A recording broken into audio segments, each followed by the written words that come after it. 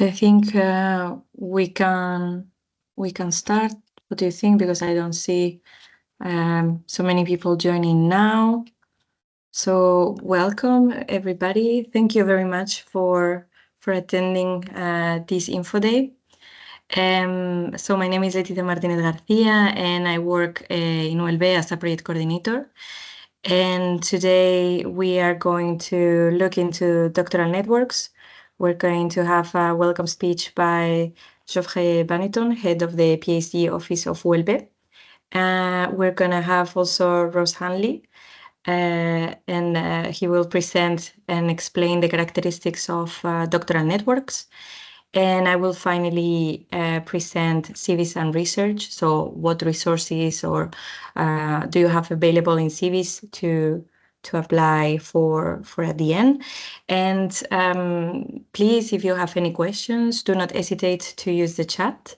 We will address all the questions at the end, so you can start writing when you have something that comes to your mind. And all the PowerPoints, all the presentations, and the recording will be available in the website of Civis, and we will let you know when this is uploaded. So now I pass the floor to my colleague, Geoffrey. Yes, thank you, Leticia. So good afternoon, everyone. Let me officially welcome you to this session. We are really pleased to see you here and to see your interest in the MSCA program. Let me first, of course, thank the organizers of this meeting. So Ross from the University of Glasgow and Leticia from ULB, also Rosa from Sapienza, I think. And thank you for organizing this very useful info day. Today, so all you will receive information on the MSCA Doctoral Networks, which I think are a very good opportunity because these projects are bottom-up projects that will allow you to work on identify needs in many different research and innovation fields. In fact, doctoral networks are very similar to what we aim to do in Civis, that is a better training for our researchers, try to boost collaboration and enhance, in general, European projects. This session is, of course, a good example of what I just mentioned, and in that context, you will have access to the resources developed within the different universities of the Alliance, including Glasgow and the more recent members, Lausanne and Salzburg. So again, let me welcome you officially in this Info Day session. We hope that you will find this all this information and this 1 hour session and a half session very useful, and we hope that it will give you inspiration for the project, which we hope will be successful. Have a very good session. Thank you, Geoffrey. So I think that we can start with the MSCA Doctoral Networks characteristics, which will be presented by Ross. And I say again, if you need or if you have any questions, please put them in the chat, and we will try to address them by the end of the presentations. And I will allow the mics also in case you want to have a more interactive Q&A. Ross, please. Thank you, Leticia. And thank you, Geoffrey. I'll just share my screen. It should. Can you see my screen, Yes. everyone? Okay. Yes. Okay. You can maybe try to click on presentation because we see all the PowerPoint. So hopefully it should move to presentation mode.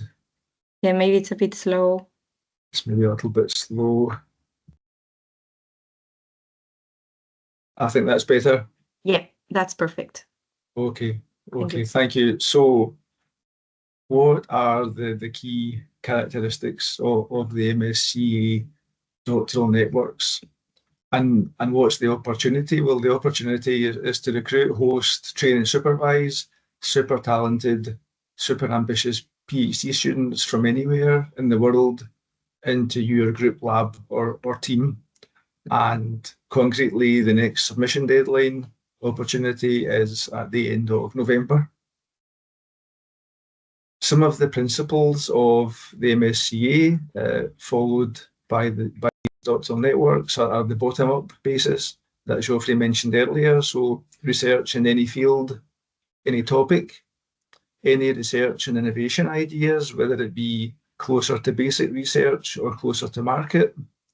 Key aspect of mobility, where the vast majority of the researchers that you recruit will move across borders to take up the post, and then when on the project will be exposed to different sectors, academic, non-academic sectors, different types of environment.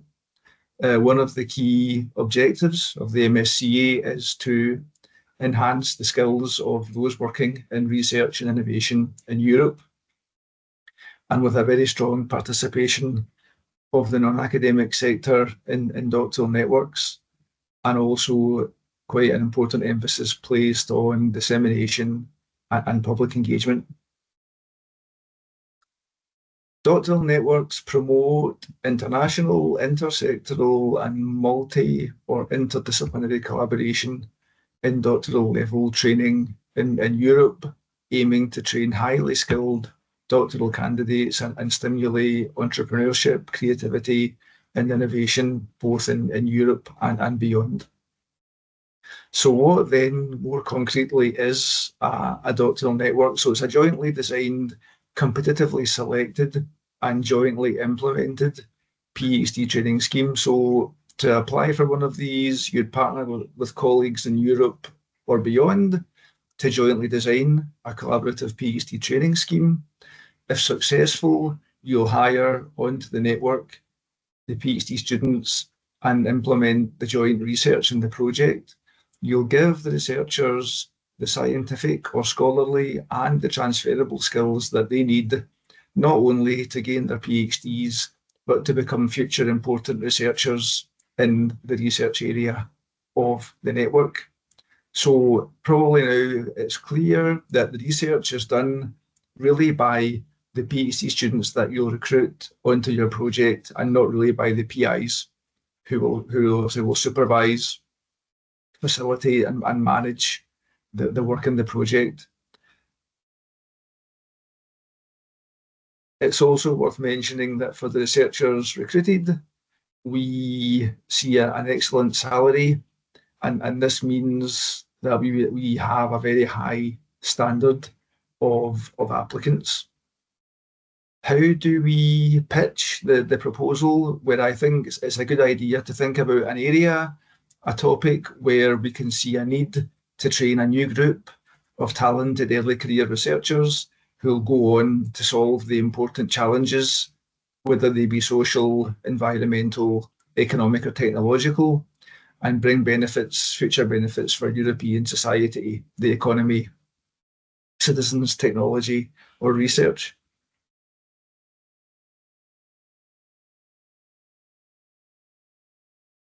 My slide appears to be stuck, so maybe I just have to be patient. How does a doctoral network look? Well, typically you'll have up to 15 researchers recruited for 3 years each. It could be 4 if it's joint doctorates. We'll say more about that later. And enrolled on a PhD in one or more of the participating institutions within the network. Typically between 3 and 10 beneficiaries, what we call beneficiaries. This means the organisations which participate in the network and hire at least one researcher. Each researcher has their own individual PhD research training project at their recruiting institution, as well as participating in network-wide training events organised jointly by all the organisations together. So this could be summer schools, winter schools, and other conferences. We can also have secondments or short visits for the researchers to go to other organisations within the network. This might be other beneficiaries. Now, some organisations can participate without being beneficiary if, for example, they can't hire a researcher, but they can still provide training or short visits or secondments. What are the reasons then to participate in one of these doctoral networks? Well, we think for individual researchers, it's a fantastic opportunity to build your profile, not just in terms of grants, but also to bring into your group, into your work, top quality PhD students who will very likely go on to become independent researchers in this field in the future. Also a chance to strengthen existing collaborations or launch entirely new ones.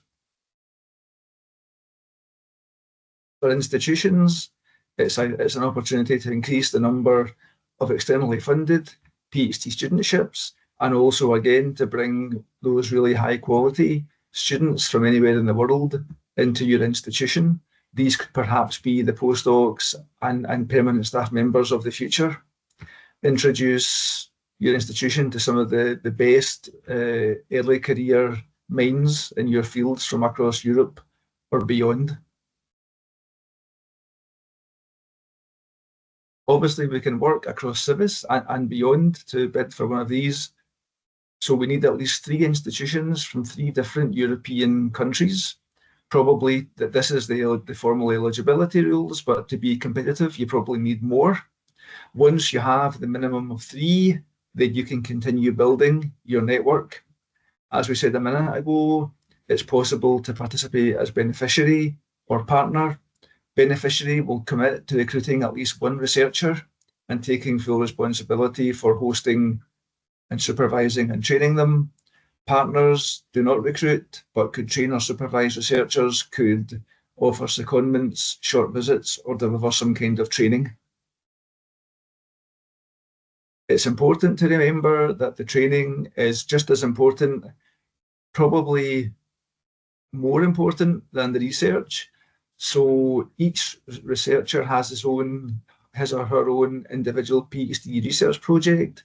They also have their own individual research and transferable skills training, and also participates in network-wide research and transferable skills training.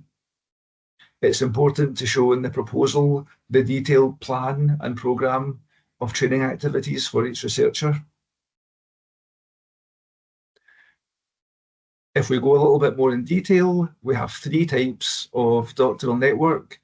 So what we'll call regular or standard doctoral networks, industrial doctorates, where each researcher has to spend at least half of their time on the project in the non-academic sector.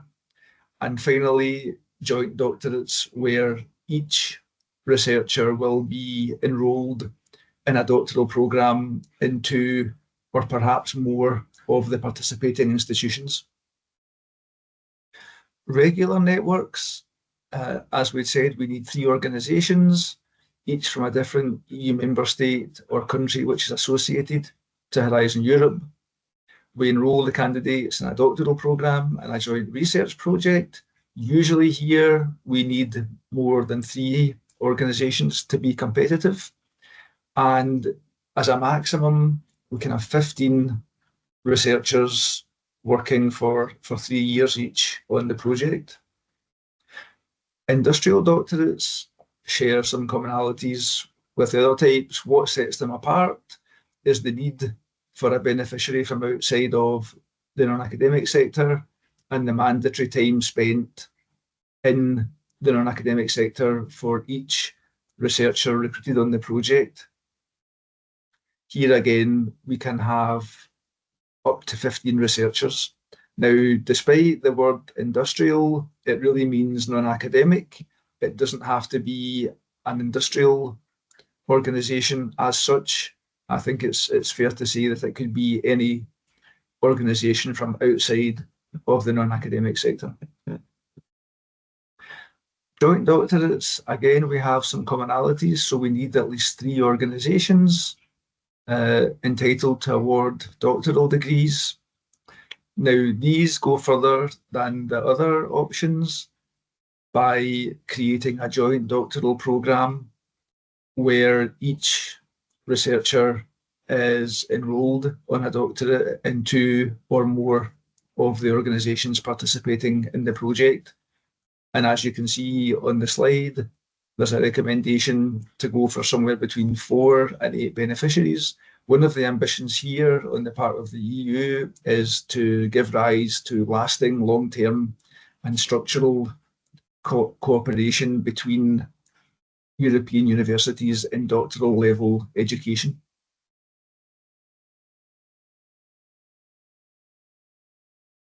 So here, it's likely that each researcher will split their time between the 2 or the more institutions which award their doctoral degree. Strong participation from outside of the academic sector is important here, and it's an advantage. It's perhaps less necessary than for the standard networks, where we very strongly recommend a very important contribution from non-academic organisations. So, who will you be recruiting onto your doctoral network? So they must be doctoral candidates, which means they mustn't hold a doctoral degree at the time of recruitment onto the project. Now, we also want to draw your attention to the fact that it shouldn't be researchers who have defended their PhD but not yet received it. So these researchers are also not eligible. When you recruit them, they must be enrolled in a doctoral programme, and the minimum recruitment that you can have a researcher for on the project is 3 months, maximum is 3 years, and of course it's very much expected that each researcher would be recruited for the full 3 years to allow them to pursue their doctoral research and training programme on the project. They can be of any nationality, so they can be from anywhere in the world, provided they're willing to move across borders or move to Europe if they are offered a place on your doctoral network. We talked about mobility being an important requirement and about the moving across borders.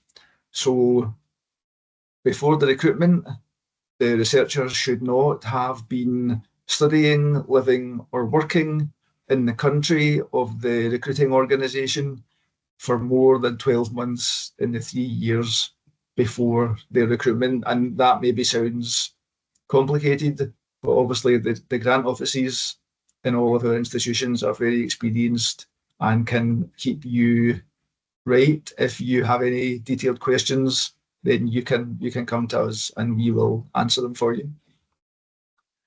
We do have some restrictions on resubmission. So if you tried a doctoral network last year and scored below 80%, then you can't try the same proposal this year. So similar proposal, we say differs from the previous one in minor ways and will have some of the same consortium members involved. So again, if you have any questions, you can talk to the grant office. But if you tried last year and scored less than 80% and you want to try again, then we suggest that you make a radically different proposal.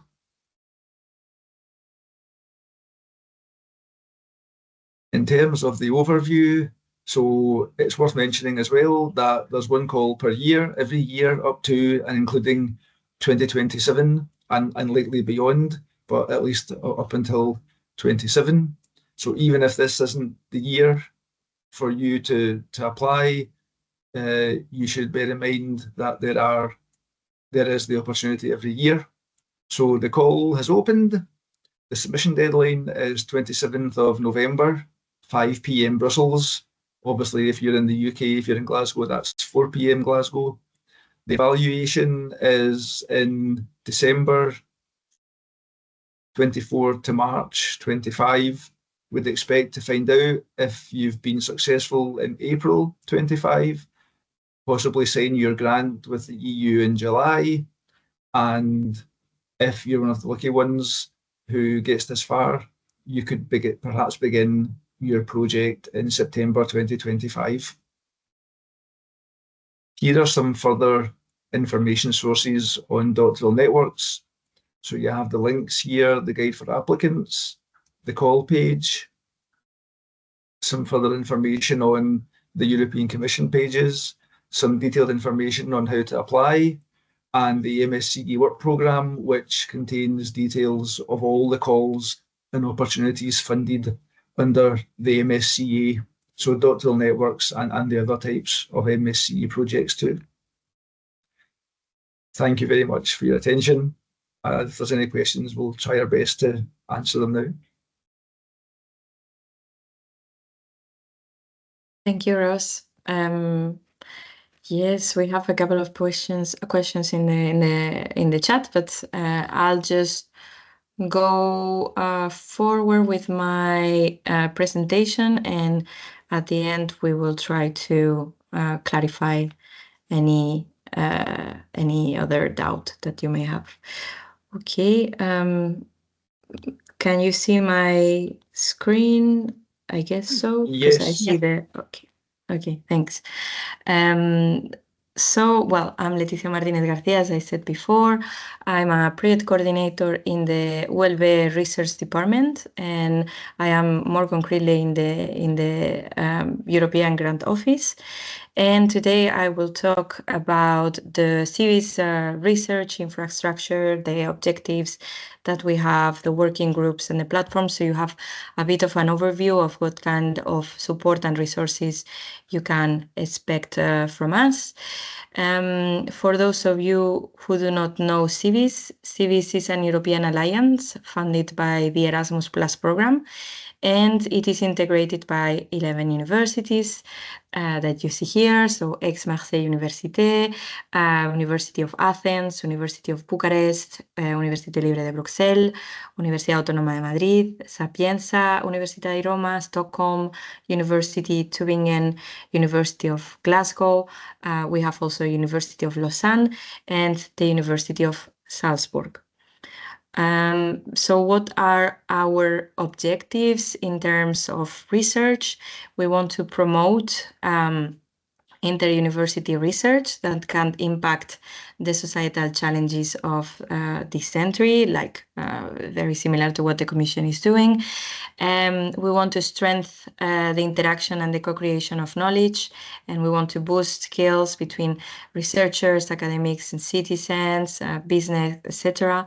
We want to reinforce the research links that we have in the Alliance, and we want to boost interdisciplinarity. We want to share infrastructures, and we want to incentivize funding for joint projects. All in all, we want to stimulate a collaborative culture, and we want to be a vector of change, and we want to be a model for other university alliance. But more concretely, what are the research structures, let's say, in Civis?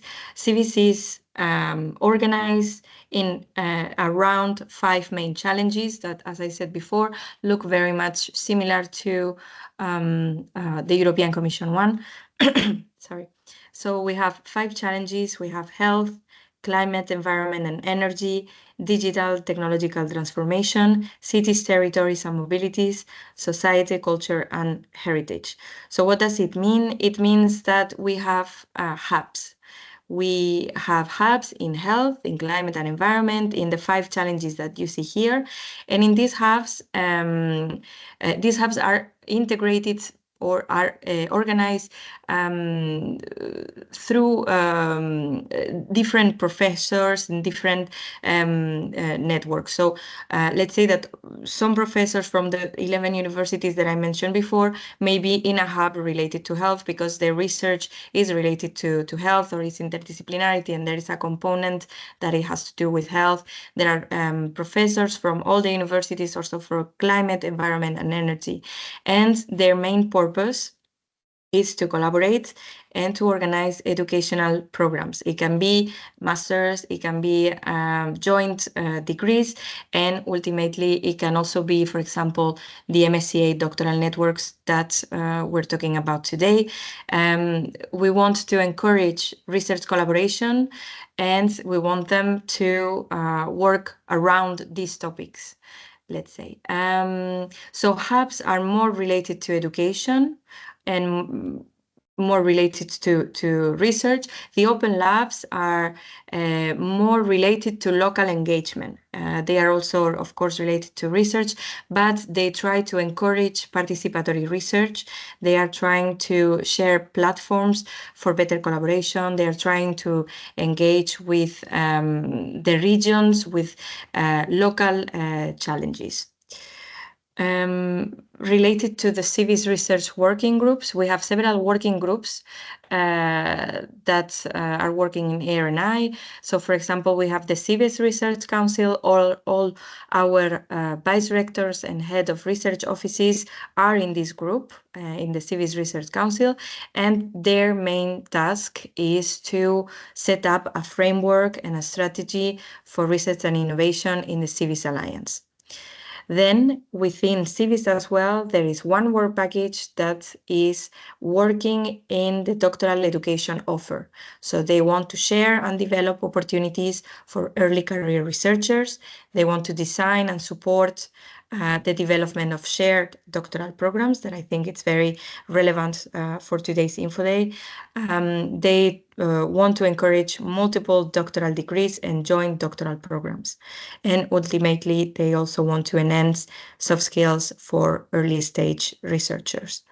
Then in Civis, there are also, you can also find the expert group on Horizon Europe.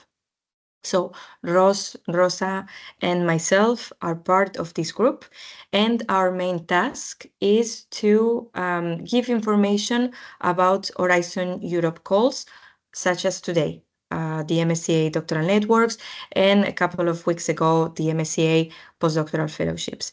We are also a group that submit projects. We have a couple of projects that were running for the last couple of years, and we aim to support as well the networking between the Civis researchers. So you can always count on the expert group to advise you on technical knowledge about EU projects. So we will advise you what can you do or what you can't do to submit your application, what is that you need to put in the call. We help you develop a little bit the structure of your project. One thing that is good is that Civis sometimes has calls for proposals. So I would really invite you to keep an eye on the Civis website or in our newsletter. I will talk about this later a little bit. And finally, you have the Civis platforms that were created a couple of years ago as well.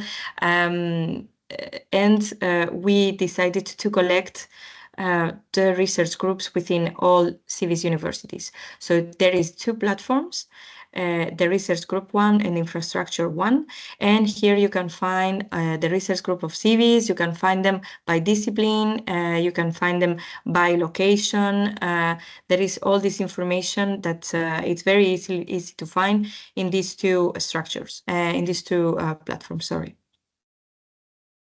So for the MSCA Doctoral Network support, so as Rose was saying before, the MSCA Curie, so the Marie Curie actions aim to equip researchers with the necessary skills, and they try to encourage training for researchers. The MSCA, DN, it's basically, well, the MSCA, it's more of a brand. Then you have the doctoral networks, you have an MSCA PF. So there are different calls within the MSCA's, the MSCA actions. So how can Civis help researchers with the MSCA DN concretely? We help you to identify potential partners at each Civis institution based on the research field. You can use the databases that I mentioned before, the platforms, and we are also offering one-to-one assistance during proposal preparation via our European units, and you can also contact the Horizon Europe expert group, as I mentioned before. Of course, any proposal that you may have, it's non-binding, so you can propose to a potential partner, but it is not binding, so you always keep your right to reject or accept that proposal. So direct resources that we have that can help you with the MSCA Doctoral Networks. Civis has a co-tutel agreement, so it means that it makes easier to negotiate with the partner universities. So because the negotiations take place on the basis of a common text. So if it's something that is already recognized by the 11 universities, it's much better, and it makes the organization of the doctoral networks easier. And of course, the fact that you have this agreement, it's basically saying that you trust the quality of the teaching offered by the other universities involved in the project. Some calls that may be interested for you could be the support with coordination of networking activities. So if you have an idea, if you want to develop a project, but you're not sure, you can count with Civis to provide a coordination support, administrative support, to organize workshops or to organize disciplinary meetings. However, this is not a financial call. It's just to help you organize a meeting for if you want to submit a project. Then not long ago, there was a seed funding call for proposal that was aimed to provide mobility between our partners universities in Africa, but there has been other seed funding related to mobility for project development. So again, I invite you to keep an eye on our website, because it's there where we have this information, where we publish it. And finally, there is a call for training development, which is called the Blended Intensive Programs. So it's a call for proposal that indeed will provide you with some seed funding to put into place a training that can help you to test your training before embarking in a Doctoral Networks MSCA project. And this is the contact information for each of your universities in case you have in mind to submit the end project soon, so for the 27th of November, I think, and you can contact them at any time when you have a doubt about the project, the content, or the technical part of it. So this is it from me. I think we can address perhaps the questions in the chat.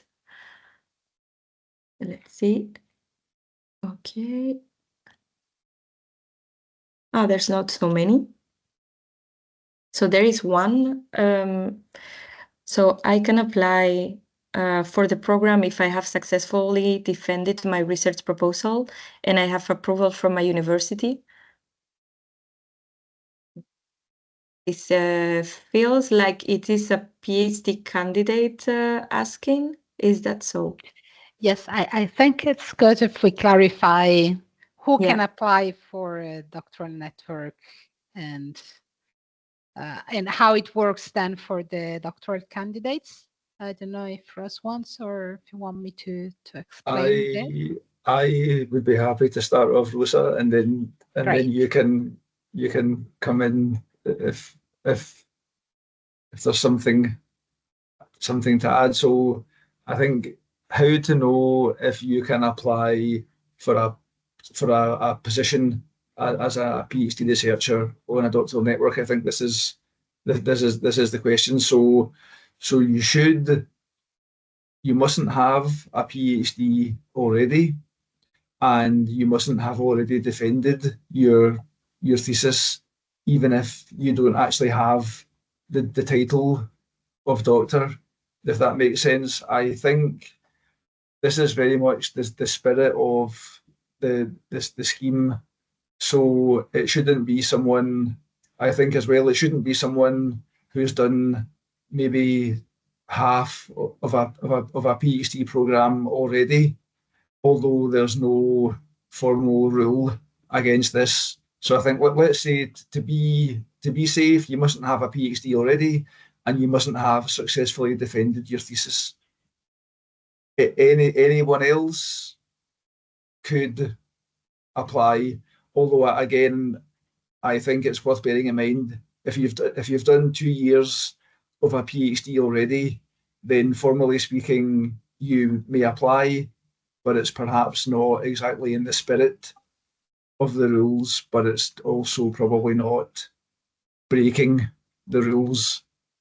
Is there something else, Rosa or Leticia, you think we should add? Yes, no, just to clarify that, of course, the call that we are presenting today is intended for the universities. So there are the universities that apply for a doctoral network with the European Commission. And in case they get funded from the European Commission, they will post vacancies of the available spots in the doctoral networks, in the doctoral program funded by the European Commission. So if you want to get your PhD in such programs, you can check EURACCESS, which is a website of the European Commission where all the vacancies related to doctoral networks projects are posted. So this could be helpful if we have also people that would like to apply for a PhD. Yeah. I'm sharing it in the chat. If you're interested, you can see there the offers for DNs that were funded. So if in the case of ULB there was a DN funded, we in ULB have to post the job openings for the DN, so for the 15 PhDs that could be hired within the project, we would have the postings there in EURACCESS, as Rosa was saying, and you can find examples right now if you check the website. Maybe we should go to the next one. Yes, the information for the code to tell. Do you have a proposal template? This is on the EU funding platform. You can find the template of the commission there. Maybe I can find it and I can send it to you. Yes, while Leticia is looking, if you enter the call page, there is a section which is called, if I remember it correctly, other documents and information or things like this. And in there you will find the link to the template or like how to download the template. This is one of the way of finding the template. Yes. I cannot reach it right now. I already, but I will post it in no time. What kind of support is offered by Civis for arranging meetings? This, I send you a link just now, but the support for the meetings, it's basically that you need to contact your institutional coordinator for Civis, and they will try to help you with the organization of the meeting. It will all be administrative, so it will be about contacting the right people, setting up a date, setting up the Teams meeting or a Zoom or Google meeting, trying to set up an agenda with you. So it makes it easier for you to organize these meetings, basically your idea, but Civis can help you with the administration of it. Then there is another one. The co-tutel agreement is different from signing an agreement for a joint PhD. Would you support also this? I am. Do you know this Rose or Rosa? Because this one is too. Yeah. Well, co-tutel is just one way for double PhD diplomas. So if you want to apply for a joint PhD within the doctoral networks, you will have to deliver either a double or a multiple or a joint PhD, and co-tutel is just one of the ways in which you can do it. And it was mentioned only because there is already an agreed template among Civis universities, so it would make it easier. Like, you will skip a part of the negotiations with the partners, basically. I don't know if Ross wants to add something. Thank you, Rosa. I don't think I have anything to add. And interestingly, I hadn't realised that co-tutel was a way of doing it. I thought it was referring to the fact of doing it, if that makes sense. So I've learned something today. Thank you, Rosa.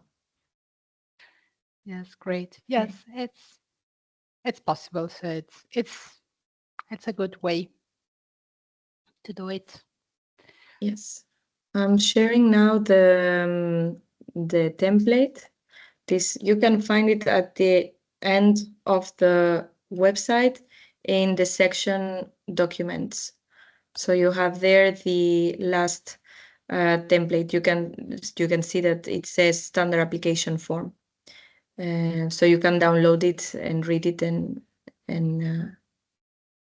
see how it is done. The next one is, if in a consortium the majority of partners are members of universities from the Civis Alliance, can there be members of non-Civis universities? Yes, indeed. As long as there are 3 universities from 3 different countries, you can have that kind of project with anybody, really. We just, since it's an Infoday related to Civis, we only wanted to say that in Civis we try to encourage this kind of links, but of course you can find partners elsewhere if you like. Yes, and if I may add, maybe it's useful information for who's listening, attending today. And of course, you can have partners from anywhere in the world, with the only difference that certain category of countries, those who are considered as high-income countries, will have to fund their own PhD. So you can have even projects with more PhD positions than the ones funded by the European Commission, but they will have to be funded by your associated partners. This is a common scheme. Yes.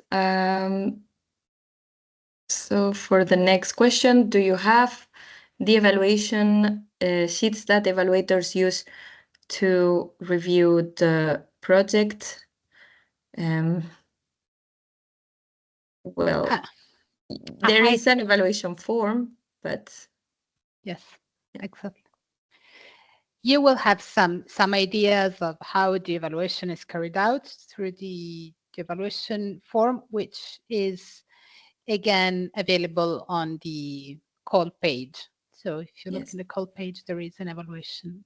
Yes, there is in the last link that I send you in the section documents, you have the template for the project and the evaluation form, so you know what the evaluators will evaluate.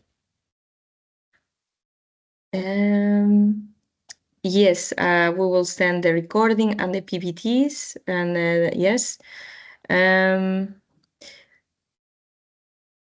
Okay, this is someone replying to a question. Is there an MSCA for PhDs after the PhD program?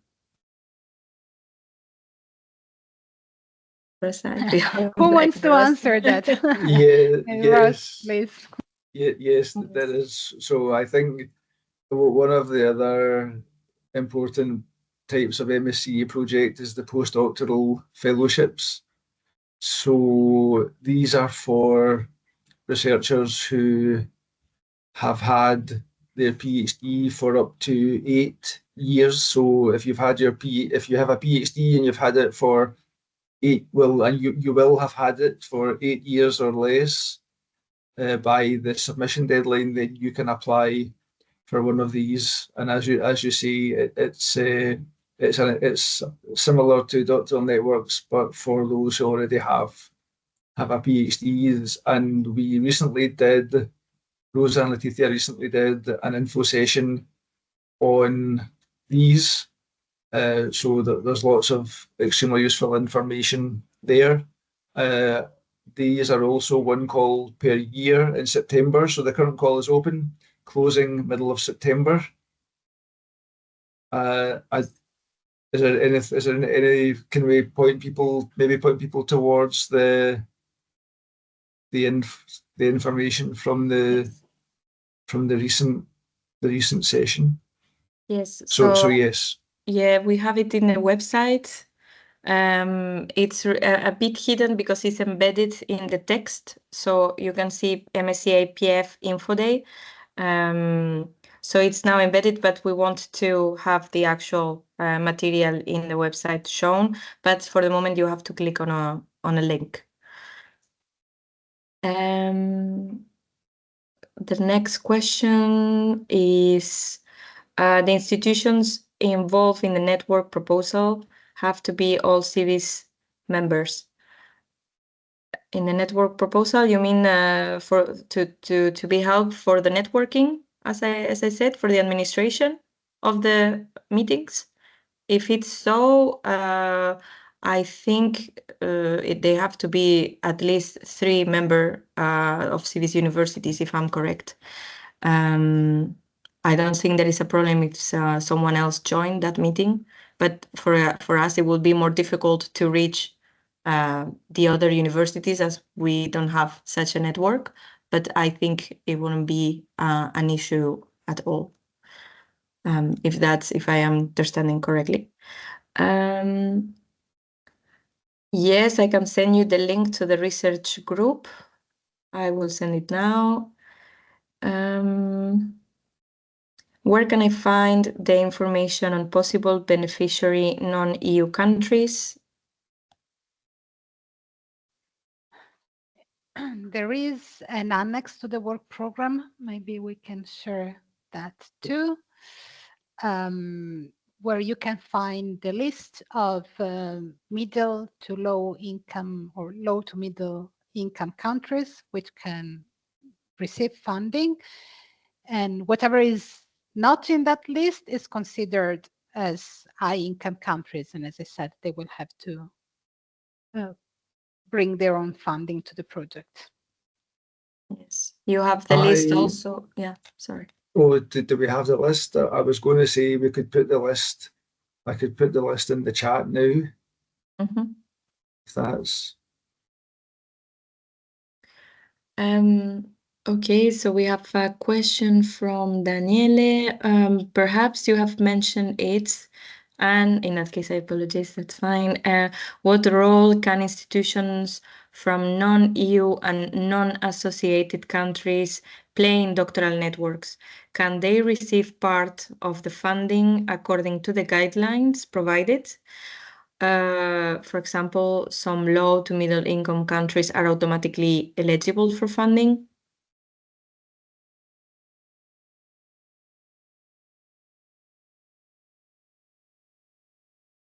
Okay, I will answer. Sorry, I thought that Ross was opening the mic. Yes. Sorry, Rosa. Yeah. No. Yes, that's correct. Low to middle income countries are eligible for funding, so they will be able to recruit and participate. For those who are high income countries, they can still participate. They can host secondments of doctoral candidates, or they can participate in the training, but they will not receive any funding from the European Commission because they're considered countries that can count on their own funds to participate in this kind of programs. So if they want to also recruit doctoral candidates, they will have to recruit them with their own money and basically not with the European Commission money. But for the rest, they can participate in any of the activity without the money, basically. I don't know if it was clear. Yes, I think so. Let's go to the next one. I think it was clear. What is the average number of beneficiaries in a doctoral network project?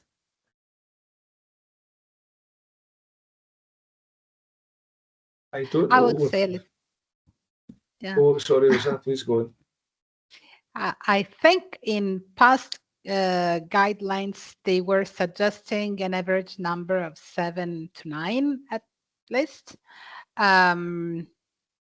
So there is not a specific number, but you need to be competitive. You need to be able to create this kind of synergies and complementarities between different organizations, and you have a limit for budget received within a single country. So I think I would go for at least 8-9 partners to be like a good network. I think it makes sense.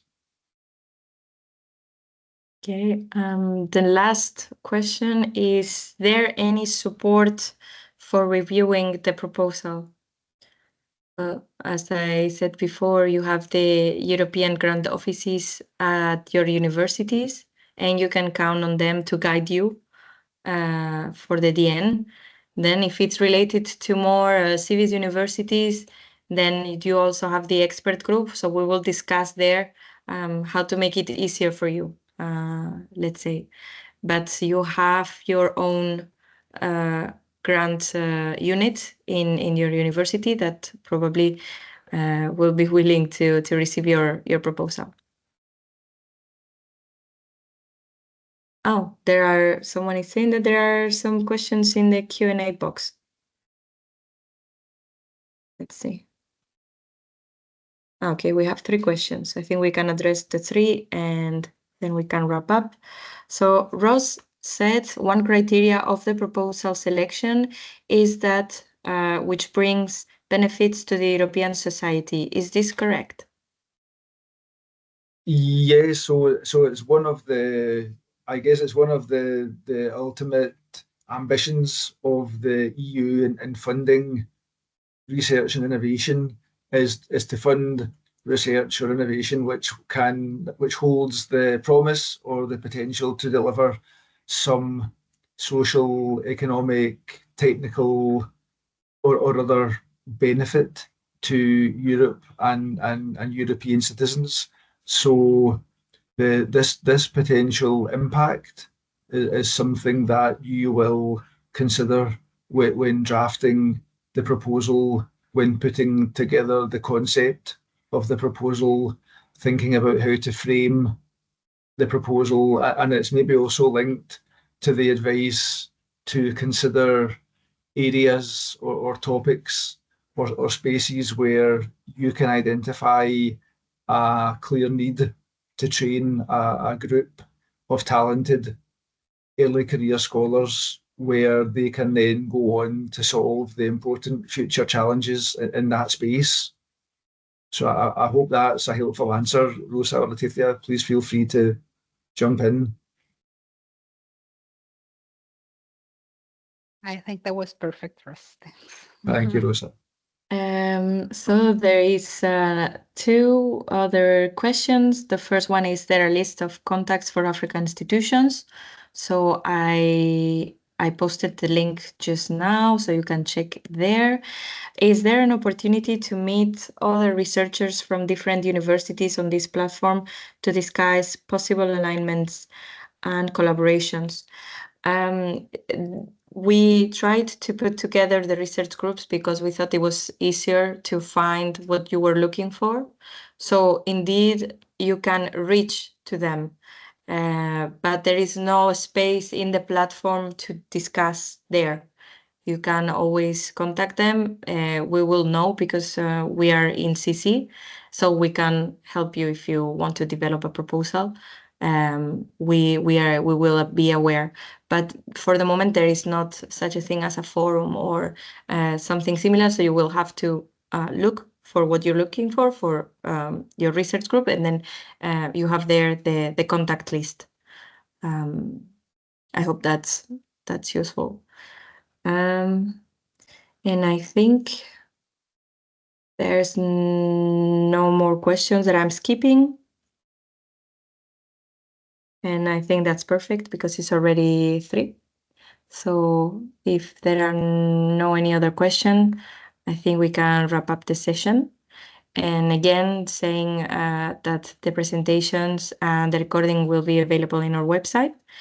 And thank you very much for attending the meeting. It's very nice to see that there are so many of you that are interested in the end. And thanks to Rosa and Ross for all the support. Thanks to you, Leticia, and thanks to everybody.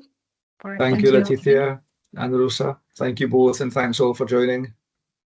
Good luck with those doctoral networks.